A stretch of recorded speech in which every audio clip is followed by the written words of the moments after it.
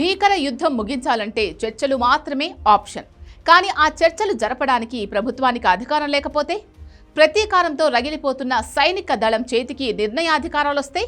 ఇప్పుడు ఇరాన్లో అదే జరిగిందని నివేదికలు చెబుతున్నాయి.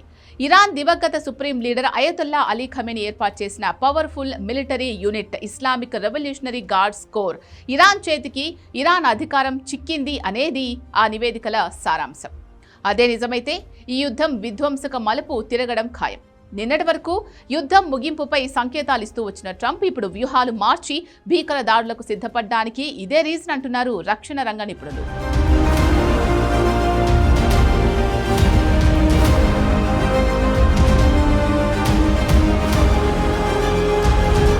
ఇస్లామిక్ రెవల్యూషనరీ గార్డ్స్ కోర్ అక్కడి పాలనా వ్యవహారాలపై పూర్తిగా పట్టు బిగించినట్లు నివేదికలు చెబుతున్నాయి. అధ్యక్షుడు మసూద్ నామమాత్రంగా మారాడు. సుప్రీం లీడర్ చుట్టూ భద్రతా వలయాన్ని ఏర్పాటు చేసిన ఐఆర్జీసీ అధ్యక్షుడు చేపట్టే నియామకాలు, నిర్ణయాలపై నిషేధం విధించినట్లు ఇరాన్ ఇంటర్నేషనల్ కథనం పేర్కొంది. కార్యనిర్వాహక అధికారుల నుంచి అధ్యక్షుడిని పూర్తిగా పక్కన పెట్టినట్లు తెలిపింది. ఇరాన్ అధ్యక్షుడు పెజెష్కియాన్ కొత్త నిఘా మంత్రిని నియమించే అంశంలో ఐఆర్జీసీ చీఫ్ కమాండర్ అహ్మద్ వాహిదీ జోక్యం చేసుకున్నారట. ప్రతిపాదిత పేర్లన్నీ వాహిదీ తిరస్కరించినట్లు ఇరాన్ ఇంటర్నేషనల్ నివేదిక పేర్కొంది. కొన్ని రోజుల క్రితం ముజ్తబా ఖమేనీని కలిసేందుకు అధ్యక్షుడు పెజెష్కియాన్ వర్తమానం పంపగా ఎలాంటి స్పందన రాలేదని ఇరాన్ ఇంటర్నేషనల్ పేర్కొంది. మరోవైపు ఖమేనీ మరణం తర్వాత కొత్త సుప్రీం లీడర్గా బాధ్యతలు చేపట్టిన ముజ్తబా ఒక్కసారి కూడా బహిరంగంగా కనిపించలేదు. కేవలం రాతపూర్వక ప్రకటనలు మాత్రమే విడుదల చేశారు. కేంద్ర నిర్ణయాధికార వ్యవస్థపై నియంత్రణ కలిగిన సీనియర్ ఐఆర్జీసీ అధికారుల బృందం సుప్రీం లీడర్ కార్యాలయంతో టచ్లో ఉన్నట్లు సమాచారం. ఏ కీలక సమాచారం ముజ్తబాకు చేరే పరిస్థితి లేకపోవడంతో ప్రభుత్వ వ్యవహారాలపై ఐఆర్జీసీ పట్టు బిగించినట్లు ఇరాన్ ఇంటర్నేషనల్ కథనం పేర్కొంది. ఖమేనీ సన్నిహిత వర్గంలోనూ అంతర్గత కలహాలు ఉన్నట్లు మీడియా కథనాలు పేర్కొన్నాయి.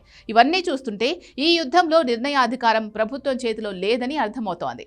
యుద్ధ నిర్ణయాలన్నీ ఐఆర్జీసీ తీసుకుంటుందని స్పష్టమవుతోంది. యుద్ధాన్ని విధ్వంసకర మలుపు తిప్పబోతోంది ఇదే. ఎందుకంటే ఐఆర్జీసీ ప్రతీకారంతో రగిలిపోతోంది కాబట్టి. ఐఆర్జీసీ అసలు లక్ష్యం కేవలం అమెరికా, ఇజ్రాయెల్ కాదు, ఆ దేశాలకు మద్దతిస్తున్న గల్ఫ్ దేశాలు కూడా. తాజా అధికార మార్పు అందుకే ఆ దేశాలను సైతం వణికిస్తోంది. యుద్ధం తీవ్ర రూపం దాల్చిన వేళ గల్ఫ్ దేశాలను టార్గెట్ చేయడం వెనుక ఐఆర్జీసీకి స్పష్టమైన వ్యూహాలున్నాయి. మార్చిలో జరిగిన దాడుల్లో ఐఆర్జీసీ నేరుగా గల్ఫ్ దేశాలను టార్గెట్ చేసింది.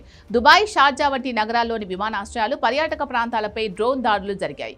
సౌదీ అరేబియా అమెరికాకు లాజిస్టికల్ సపోర్ట్ ఇస్తూ ఉండడంతో వారి చమురు నిక్షేపాలు మరియు గగనతలాన్ని ఐఆర్జీసీ లక్ష్యంగా చేసుకుంది. కువైట్ విమానాశ్రయం, బహ్రెయిన్లోని కొన్ని కీలక ఫెసిలిటీస్పై క్షిపణి దాడులు జరిగాయి. గల్ఫ్ దేశాల్లో ముఖ్యంగా ఖతార్, యుఏఈ, బహ్రెయిన్లో అమెరికాకు చెందిన భారీ సైనిక స్థావరాలు ఉన్నాయి.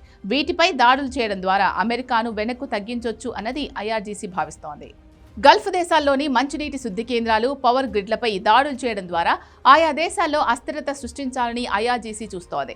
ఐఆర్జీసీ ఇప్పుడు ఎవరిని వదలకూడదు అనే ధోరణితో ఉంది. గల్ఫ్ దేశాల్లో ఉన్న అమెరికా ఆస్తులను, కంపెనీలను దెబ్బతీయడం ద్వారా ఆ దేశాలపై ఒత్తిడి పెంచి అమెరికాను యుద్ధం నుంచి వైదొలిగేలా చేయడమే వారి ప్రధాన ఎత్తుగడ.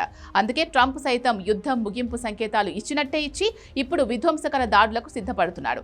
ఈ దాడుల్లోకి గల్ఫ్ దేశాలు ఎంట్రీ ఇచ్చేందుకు సిద్ధపడుతున్నాయి. మొత్తంగా యుద్ధం తీవ్రమవుతున్న ఈ సమయంలో ఐఆర్జీసీ చేతికి నిర్ణయాధికారాలు రావడం విధ్వంసానికి సంకేతమే.